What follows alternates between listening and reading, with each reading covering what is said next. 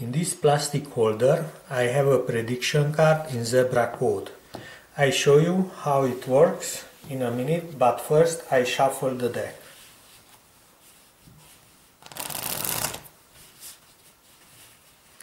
Now I ask you to cut the deck anywhere.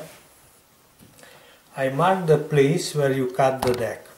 Don't forget that I place the prediction card on the table before you cut the deck.